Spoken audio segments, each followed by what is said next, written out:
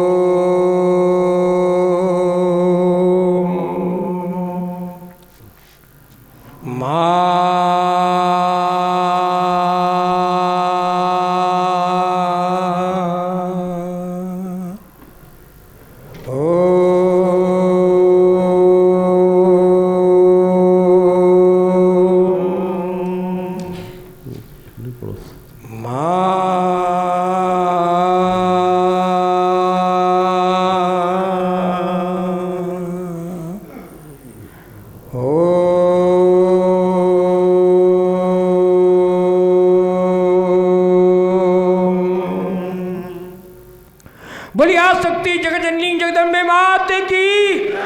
सतगुरुदेव भगवान की,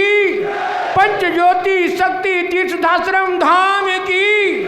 बोल सच्चे दरबार की। माता स्वरूपम देवी स्वरूपम प्रकृति स्वरूपम प्रणम्यम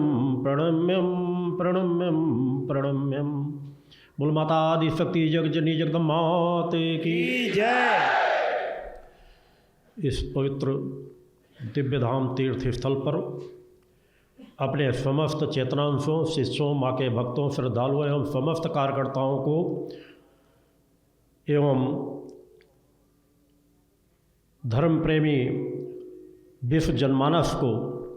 अपने हृदय में धारण करता हुआ माता आदि शक्ति जगजननी जगदम्बा का पूर्ण आशीर्वाद प्राप्त करता हुआ अपना पूर्ण आशीर्वाद आप समस्त लोगों को समर्पित करता हूँ। बोलो गुरुदेव भगवान की जय। इस पवित्र स्थल पर कार्यकर्ता बैठक पर मेरे आह्वान पर आए हुए अपने समस्त शिष्यों कार्यकर्ताओं को एक बार पुनः अपना पूर्ण आशीर्वाद प्रदान करता हूँ।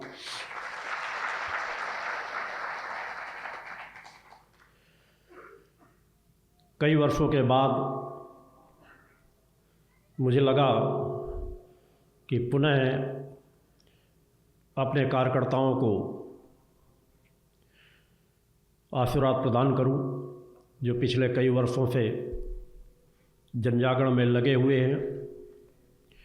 और सहज है, समाज की जो परिस्थितियां होती हैं, जिस वातावरण में आप सभी लोग रह रहे हैं,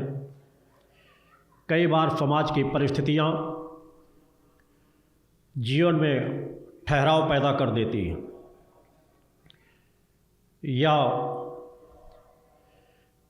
जब हम हर पल सदैव गुरु के विचारों को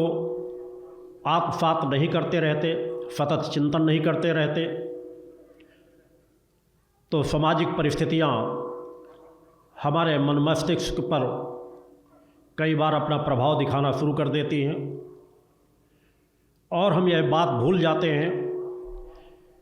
कि हमारा स्वयं का जीवन किस उद्देश्य के लिए हुआ है, और हमें जो सौभाग्य प्राप्त हुआ है, क्या उस सौभाग्य को हम अपने जीवन में हर पल मन मस्तिष्क पर धारण करके रख पाते हैं या नहीं रख पाते। जीवन सभी जी रहे हैं, हर एक के रास्ते अलग अलग होते हैं, मगर यह रास्ता उन सब में एक विशेष मार्ग है। जिस रास्ते पर आपको आपका गुरु बढ़ा रहा है, जिस रास्ते पर बढ़ने के लिए माता आदि शक्ति जगत जननी जगदम्बा का आशीर्वाद हर पल आप लोगों के साथ जुड़ा रहता है, वह रास्ता आपके आत्म कल्याण से भी जुड़ा हुआ है, जन कल्याण से भी जुड़ा हुआ है, और भविष्य के एक महत्वपूर्ण लक्ष्य से भी जुड़ा हुआ है। एक ऐसा लक्ष्य जिसकी पूर्ति केवल और केवल इस पवित्र स्थल से ही हो सकती है।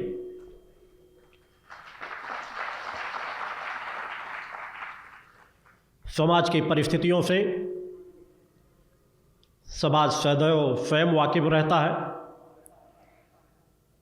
मगर कई बार हम शांत चित्त होकर के विचार नहीं कर पाते कि हम जहाँ पर जीवन जी रहे हैं, जिस काल परिस्थितियों में जीवन जी रहे हैं, उस काल परिस्थितियों पर हमारे चारों तरफ का वातावरण क्या स्वरूप धारण करता चला जा रहा है, और इसका भविष्य क्या होगा।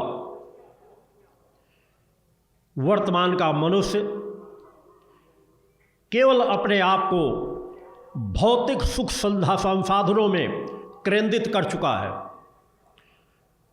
आर्थिक सामर्थ्य बढ़ रही है तो लगता है कि शायद मैं सुखी हूँ, आर्थिक सामर्थ्य घटने लगी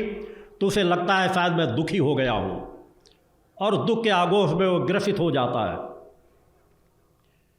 दो ही मार्गों पर मनुष्य ने अपने आप को केंद्रित कर रखा है। वह भूल जाता है कि मनुष्य जीवन इन दो मार्गों के लिए है ही नहीं, न धन संपदा कमाकर सुखी होने के लिए है, न धन संसाधन घट जाने पर दुखी होने के लिए है। क्योंकि जिस सुख से आप सुखी हो जाते हो,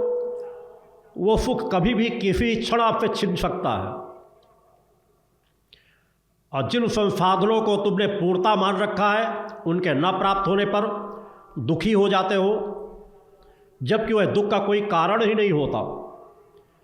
क्योंकि जो भी भौतिक संसाधनों को तुम सामर्थ्य मानना चाहते हो, वो हर परिस्थितियों में हर पल नष्ट हो रहे हैं और सदा नष्ट होते रहेंगे। आज तक वह ना किसी के साथ गए हैं और ना किसी के साथ जाएंगे। युगों युगों से जो सब कुछ चलता चला आ रहा है, उसको देखने के बाद भी यदि हम सजगता का जीवन न जी सके कि हमारी भौतिक सामर्थ्य नाशवान है, और जो नाशवान है वह हमें नहीं भी मिल रही, तो हमारे लिए दुख का कोई कारण भी नहीं होना चाहिए। हमारी असली सामर्थ्य है आत्मा की चेतना, हमारी असली सामर्थ्य है गुरु भक्ति, हमारी असली सामर्थ्य है उस जगतजननी की भक्ति। यदि वह हमारे जीवन में जुड़ी हुई है, वही हमारी असली पूंजी है। किस मानव जीवन को पा करके जितना हम आत्मिक उत्थान कर लेंगे,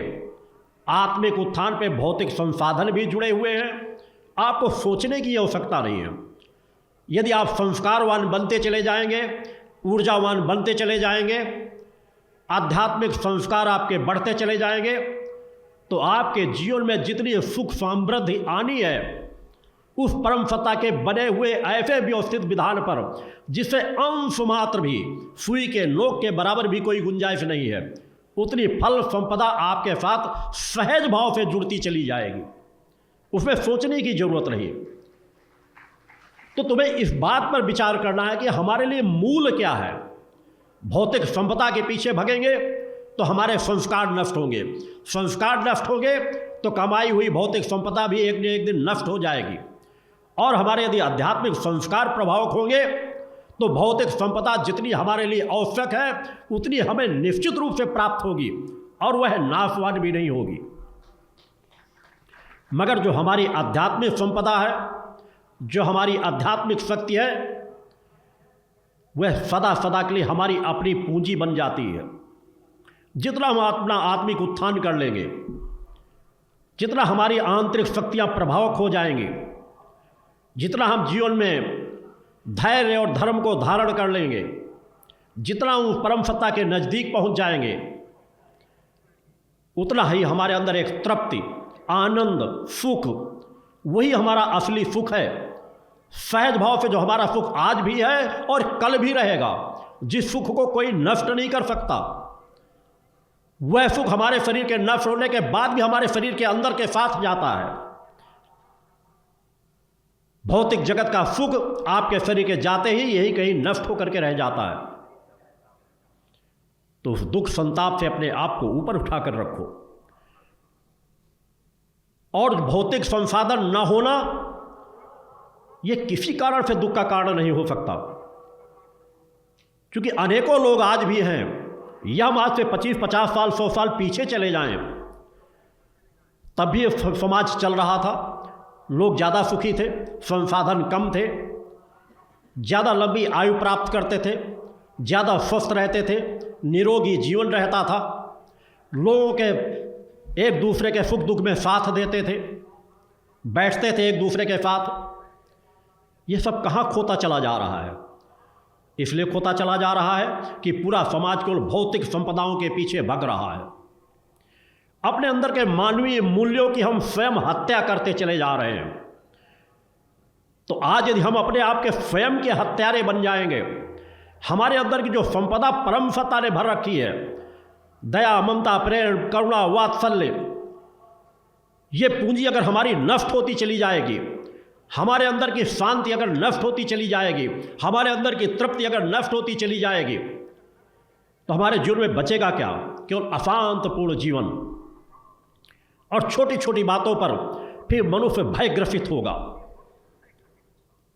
और उसमें भी स्थायित्व तो नहीं रहता कि एक घटना को देख करके मनुष्य को जागृत हो जाए, उसके जीवन में दोबारा ऐसी घटना न घटित हो।